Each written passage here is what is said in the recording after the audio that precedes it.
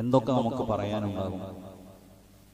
ഒരുപക്ഷെ ദീർഘമായ സമയം ഒരു പേപ്പറിനകത്തിരുന്ന് എഴുതിയാലും തീരാത്ത അത്ര ആഗ്രഹങ്ങൾ മനസ്സിൽ കൊണ്ട് നടക്കുന്ന ആളുകളാണ് നമ്മൾ. സഹോദരങ്ങളെ, അതില് എത്ര സ്വപ്നങ്ങളെ നമുക്ക് സാക്ഷാത്കരിക്കാൻ കഴിയും, എത്ര എണ്ണം യാഥാർത്ഥ്യമായി നമ്മുടെ കൈകളിൽ അത് പൂവണിഞ്ഞു കിട്ടും? വളരെ കുറച്ചായിരിക്കും. നമ്മൾ സ്വപ്നം കണ്ട് സാക്ഷാത്കരിക്കപ്പെട്ട യാഥാർത്ഥ്യമായി തീർന്ന എത്ര സ്വപ്നങ്ങളെ നമുക്ക് അനുഭവിക്കാൻ കഴിയും, ആസ്വദിക്കാൻ കഴിയും? മനോഹരമായ വീടുണ്ടാക്കി ആ വീട്ടിലേക്ക് താമസം മാറുന്നതിന്റെ തലേന്നാൾ മരണപ്പെട്ടുപോയ എത്രയോ സംഭവങ്ങൾക്ക് നമ്മൾ സാക്ഷികളായിട്ടുണ്ട്. വിവാഹത്തിന് വേണ്ടി എല്ലാം ഒരുങ്ങി തയ്യാറായി, വിവാഹം നടക്കുന്നതിന്റെ 2 ദിവസം മുമ്പ് ആക്സിഡന്റ് ആയി, വരൻ മരണപ്പെട്ടു.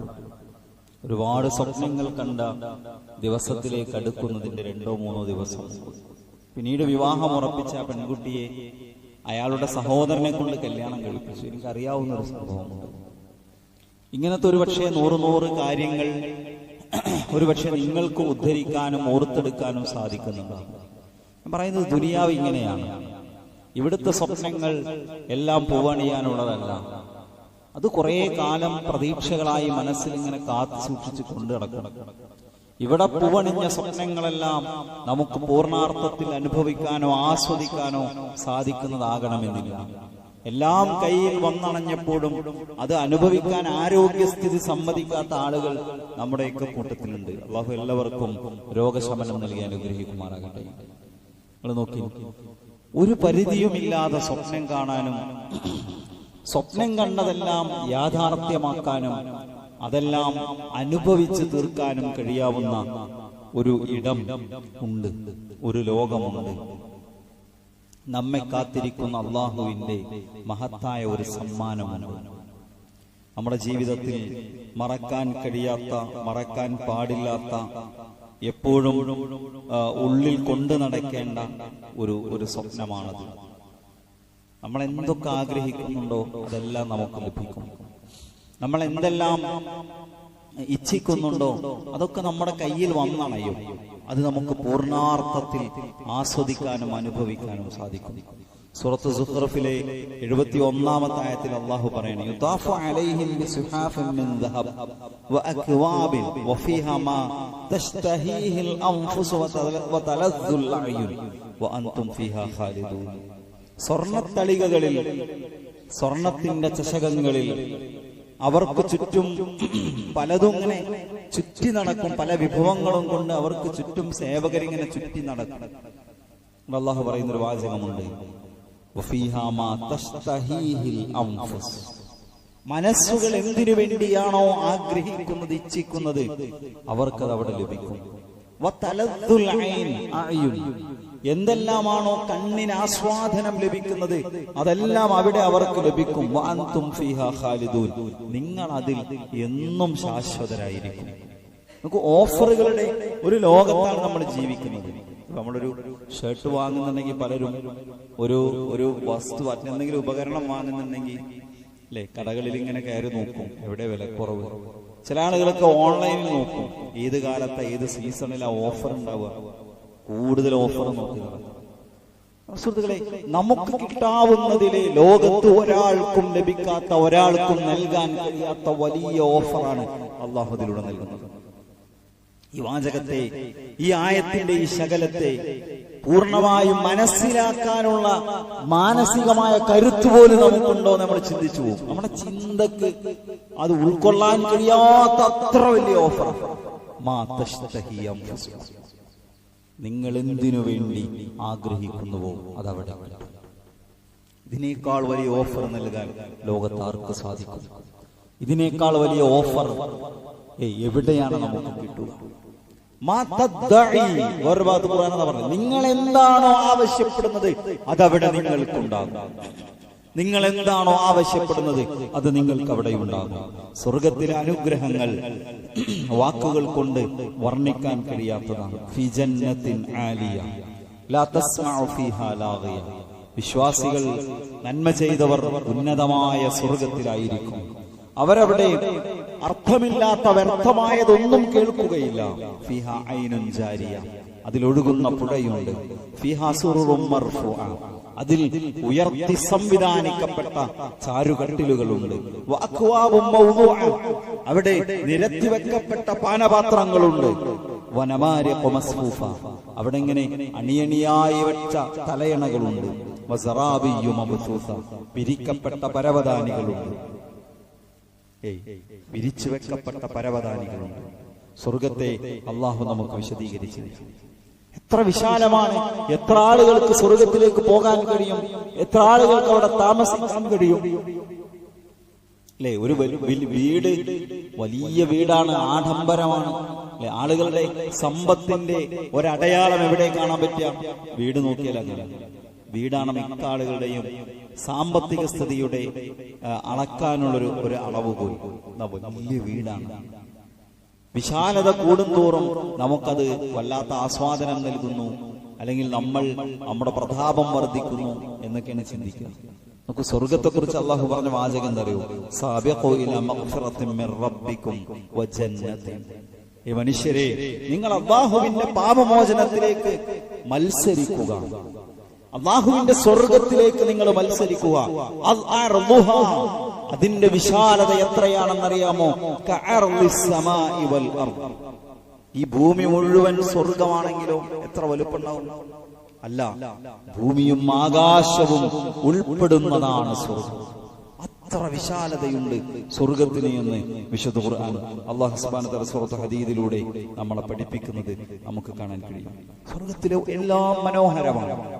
അള്ളാഹുവിനെ സ്നേഹിച്ച്, അള്ളാഹുവിനെ ഇഷ്ടപ്പെട്ട, അള്ളാഹുവിന്റെ നിയമങ്ങൾ അംഗീകരിച്ച്, റബ്ബിന്റെ കൽപ്പനകളെ ശിരസാവഹിച്ച് ജീവിക്കുന്ന മനുഷ്യർക്ക് ഈ പ്രപഞ്ചത്തെ അഖിലം സൃഷ്ടിച്ചവൻ ഒരുക്കുന്ന സമ്മാനം എത്ര വലുതായിരിക്കും അല്ലെ? നമ്മൾ പറയാറുണ്ട് 13.5 ലക്ഷം ഭൂമികളെ ഉൾക്കൊള്ളുന്നതാണ് സൂര്യനെന്ന്. സൂര്യൻ എത്ര വലുപ്പുണ്ടാവും? ജീവജാലങ്ങൾ നോക്കൂ, എന്തൊക്കെ തരത്തിലുള്ള അത്ഭുതങ്ങൾ ജീവജാലങ്ങളിൽ കാണുന്നുണ്ട് അല്ലെ? നമ്മുടെ ചുറ്റും വീട്ടിന്റെ ഉമ്മറത്തിരുന്ന് പുറത്തെ തൊടിയിലേക്ക് ഇങ്ങനെ നോക്കിയാൽ എന്തെല്ലാം തൈകൾ, മരങ്ങൾ അവിടെയുണ്ട്. എല്ലാത്തിനും ഒരേ മണ്ണാണ്, ഒരേ വെള്ളമാണ്. പക്ഷെ അതിലെ പൂക്കളുടെ നിറങ്ങൾ വിഭിന്നമാണ്. അതിലെ ഫലങ്ങളുടെ മധുരം, ടേസ്റ്റ് വ്യത്യസ്തമാണ്. 13.5 ലക്ഷം വലുപ്പമുള്ള സൂര്യനെ കുറിച്ച് പറയുമ്പോ അങ്ങനത്തെ എത്ര സൂര്യന്മാർ, നക്ഷത്രങ്ങൾ പ്രപഞ്ചത്തിലുണ്ട്? ആയിരക്കണക്കിന് കോടി നക്ഷത്രങ്ങൾ എന്നല്ല, 1000 നക്ഷത്രങ്ങൾ എന്നല്ല, ആയിരക്കണക്കിന് കോടി നക്ഷത്രങ്ങളുണ്ട്. ഞാൻ ഇതൊക്കെ പറഞ്ഞെന്തിനാണെന്നറിയോ? ഇതൊക്കെ സൃഷ്ടിച്ച അള്ളാഹു ഉണ്ടല്ലോ, അവൻ നമുക്ക് വേണ്ടി ഒരുക്കുന്ന സമ്മാനം അത് എത്ര വലുതായിരിക്കും, എത്ര സുന്ദരമായിരിക്കും. നമ്മുടെ ചെറിയ ബുദ്ധി കൊണ്ട്, നമ്മുടെ ചെറിയ ചിന്ത കൊണ്ട് അതിന്റെ ഉള്ളിലിട്ട് ഭാവനയിൽ കൊണ്ടുവരാൻ കഴിയുന്നതല്ല ആ സ്വർഗം. സ്വർഗത്തെ കുറിച്ച് അല്ലാഹുവിന്റെ റസൂൽ പഠിപ്പിക്കുന്ന ഒരു വാചകം നമുക്ക് കാണാൻ കഴിയും. എന്താ പറഞ്ഞത്? പ്രവാചകൻ അതിലെ ഭവനങ്ങൾ സ്വർണത്തിന്റെയും വെള്ളിയുടെയും കല്ലുകൾ കൊണ്ടുണ്ടാക്കിയതാണ്. അതിന്റെ അന്തരീക്ഷം മുഴുവൻ കസ്തൂരിയുടെ സുഗന്ധമാണ്. അതിലെ ചരൽ കല്ലുകൾക്ക് മുത്തുകളെ പോലെയാണ്. അതിന്റെ മണ്ണ് കുങ്കുമമാണ്. ആരെങ്കിലും അതിലേക്ക് പ്രവേശിച്ചാൽ അവനത് ആസ്വദിക്കും, അവൻക്കൊരിക്കലും മടുപ്പുണ്ടാവുകയില്ല. അവനതിൽ നിത്യവാസിയായിരിക്കും, ഒരിക്കലും മരിക്കുകയില്ല. അവന്റെ വസ്ത്രങ്ങൾ നുരുമ്പിച്ചു പോവുകയോ അവന്റെ യുവത്വം നശിച്ചു പോവുകയോ. മടുപ്പില്ലാത്ത എന്തെങ്കിലും ഉണ്ടല്ലോ ലോകത്ത്? എന്താണെങ്കിലും കുറെ കാലം ഉപയോഗിച്ച് നമുക്കൊരു മടുപ്പ്, ഒരു മാറ്റം വേണം. നമ്മൾ ചിന്തിക്കും സുഹൃത്തുക്കളെ, മടുപ്പില്ലാത്ത ലോകമാണ് സ്വർഗ്ഗം. ഒന്നും മടുക്കൂല, ഒന്നും അവസാനിക്കൂല. അന്ന് പ്രയോഗിച്ചെന്താ? നിങ്ങളുടെ യുവത്വം നശിച്ചു പോകൂല എന്നാണ്. അല്ലാഹു സുബ്ഹാനഹു വ തആല സ്വർഗാവകാശികളോട് പറയണ്ടേ, നിങ്ങൾ സംതൃപ്തരാണോ? നമ്മളെപ്പോഴും ഉദ്ധരിക്കാറുള്ള ഹദീസാണ്.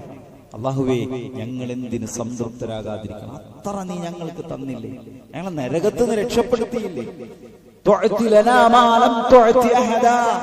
ലോകത്തൊരാൾക്കും കൊടുക്കാത്തത്ര ഞങ്ങൾക്ക് നീ തന്നിട്ടുണ്ട്. അല്ല പറയാ, ഞാൻ കുറച്ചും കൂടി തരാം, ഇനി കുറച്ചും കൂടി തരാം. പറയുന്നൊരു വാചകമുണ്ട്, നിങ്ങൾ ഇനി എന്നും യുവാക്കളായിരിക്കും, നിങ്ങൾക്ക് ഇനി വാർദ്ധക്യമില്ല. പ്രായം ചെന്ന ഒരു വല്യമ്മ നബി സല്ലല്ലാഹു അലൈഹി വസല്ലമയുടെ അടുത്ത് വന്നിട്ട് ചോദിച്ചു, നബിയെ ഞാൻ സ്വർഗത്തിൽ ഉണ്ടാകുമോ? നബി പറഞ്ഞു ഉണ്ടാവില്ല. അവർ വിഷമിച്ച് തിരിച്ചു പോകാൻ നിൽക്കുമ്പോൾ തിരിച്ചു വിളിച്ചിട്ട് നബി പറഞ്ഞു, സ്വർഗത്തിൽ വൃദ്ധരുണ്ടാവില്ല.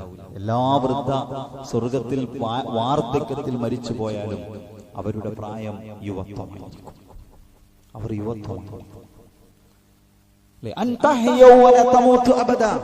നിങ്ങൾക്ക് ഇനി എന്നും ജീവനുണ്ടാകും, നിങ്ങൾക്ക് മരണമില്ല. നിങ്ങൾ ഇനി എന്നും ആരോഗ്യമുള്ളവരായിരിക്കും, നിങ്ങൾക്ക് രോഗം ഉണ്ടാവില്ല.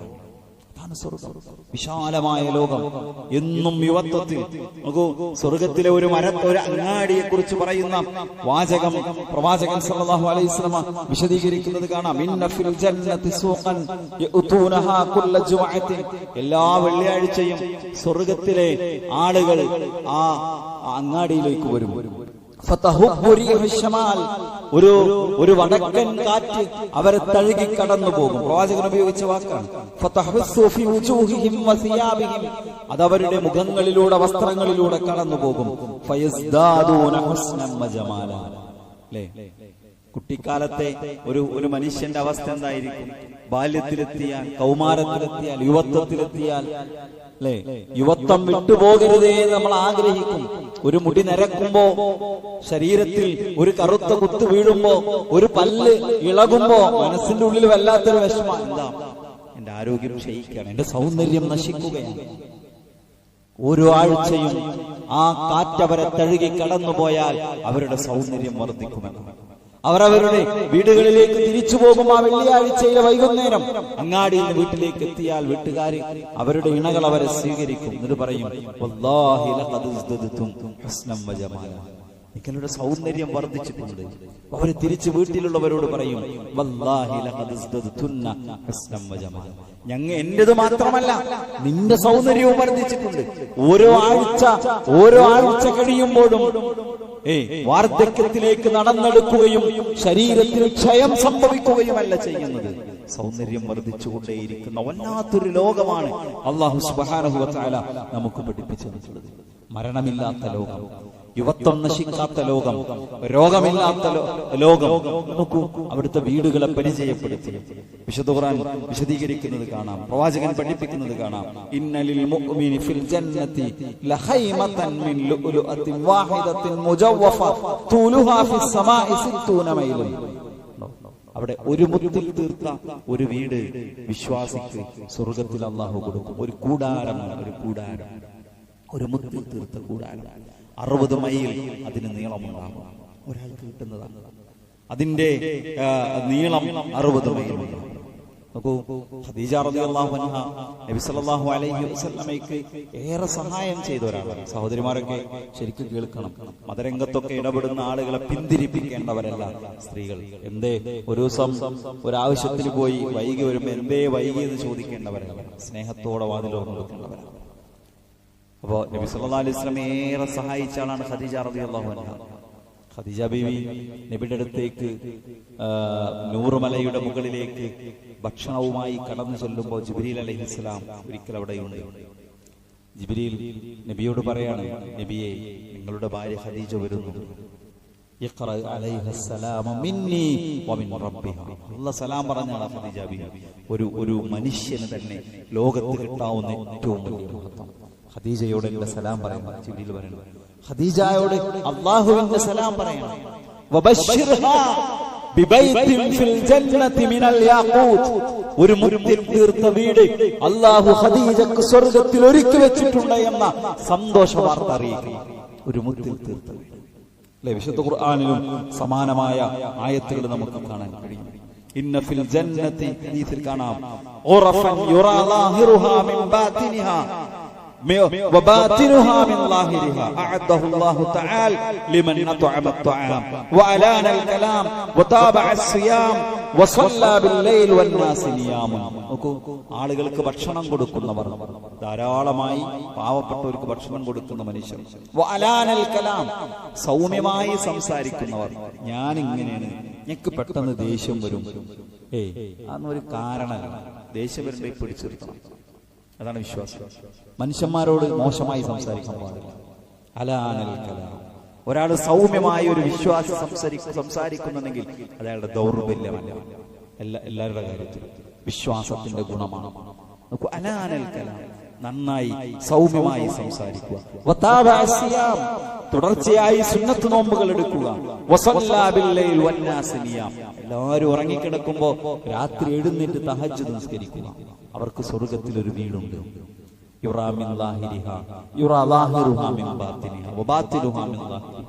അതിന്റെ പുറത്തേക്ക് നിന്ന് നോക്കിയാൽ അകത്തേക്കും അകത്ത് നിന്ന് നോക്കിയാൽ പുറത്തേക്കും കാണാം. ഒരു മനോഹരമായ മണിമേടയെ കുറിച്ച് അല്ലാഹു സുബ്ഹാനഹു വ തആല പഠിപ്പിച്ചിരിക്കുന്നു.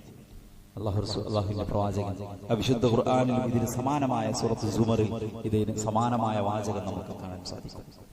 അത്രമേൽ സൗന്ദര്യവും അത്രമേൽ അനുഗ്രഹങ്ങളും നിറഞ്ഞതാണ് സുഹൃത്തുക്കളെ.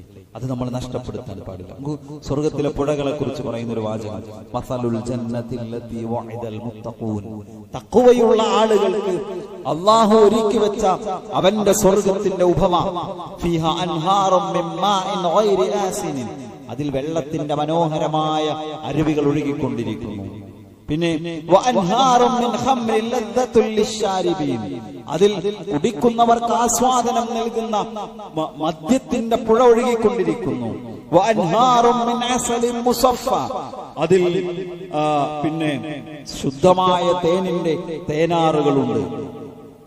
അതിന്റെ ആദ്യ ഭാഗത്ത് വഅൻഹാറും മിൻ ലബനിൻ ലം യതഗയ്യർ തഅമുഹു. രുചിക്കൊരു വ്യത്യാസവും വരാത്ത പാലിന്റെ പാലാഴികളുണ്ട്.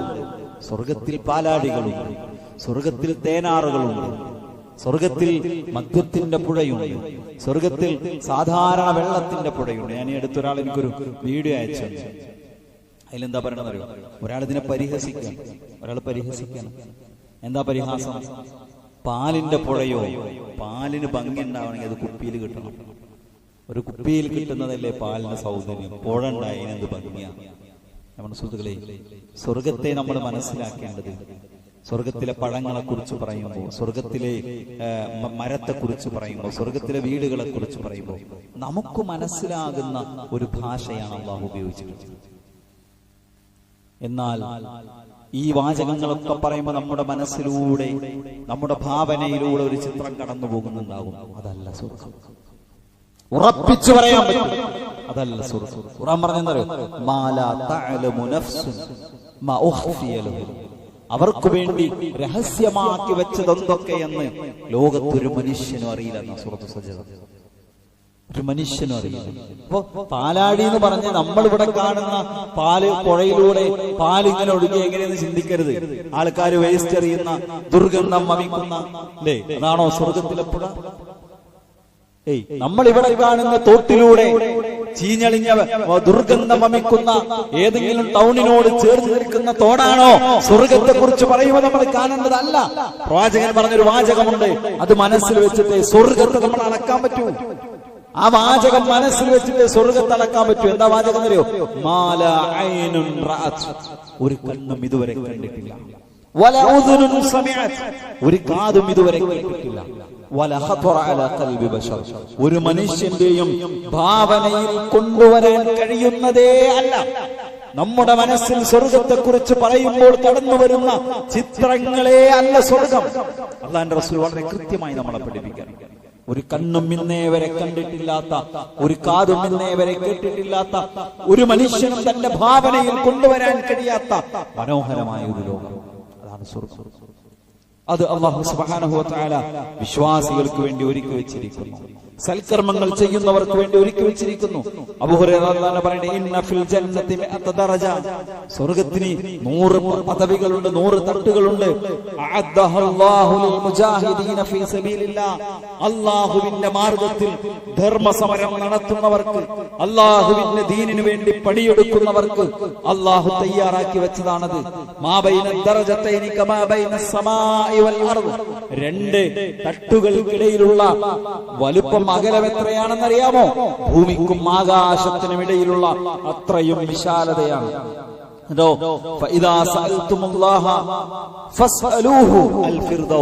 നിങ്ങൾ അല്ലാഹുവിനോട് സ്വർഗ്ഗം ചോദിക്കുകയാണെങ്കിൽ നിങ്ങൾ ഫിർദൗസ് ചോദിക്കണം.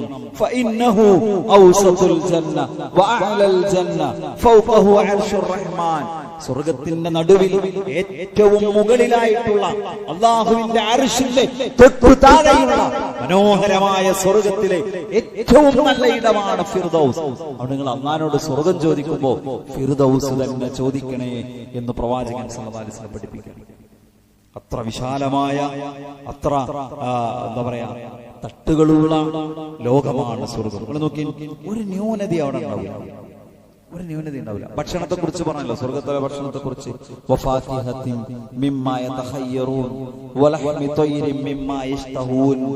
നിങ്ങൾ തെരഞ്ഞെടുക്കുന്ന പഴങ്ങൾ കിട്ടും, അല്ലേ?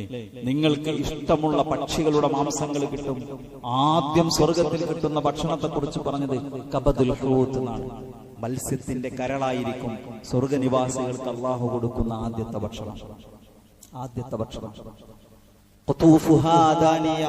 ആ സ്വർഗത്തിലെ പഴവർഗ്ഗങ്ങൾ അതിങ്ങനെ തൊട്ടടുത്ത് നിന്ന് പറിച്ചെടുക്കാൻ കഴിയും.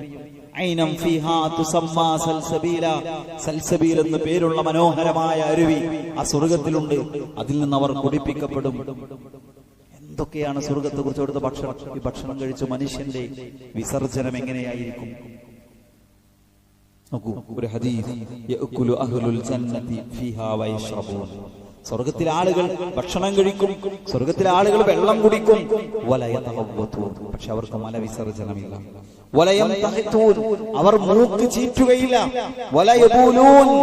അവർ മൂത്രമൊഴിക്കുകയില്ല. വേറെ ഹദീസിൽ കാണാം, അവർ തുപ്പുകയില്ല. ചില സ്ഥലത്ത് കാണാൻ ബോർഡ് എഴുതി വെച്ചിട്ടുണ്ട്, നിങ്ങൾ ഇവിടെ കാറി തുപ്പരുത്. കാരണം എന്താ? ഒരു അറപ്പുളവാക്കുന്ന സംഗതി അല്ലേ? ഒരു അറപ്പുണ്ടാവും നമുക്ക്. അറപ്പ് തോന്നുന്ന ഒരു ചെറിയ ന്യൂനത പോലും ഇല്ലാത്ത അല്ലാഹുവിന്റെ ലോകമാണ് സ്വർഗ്ഗം.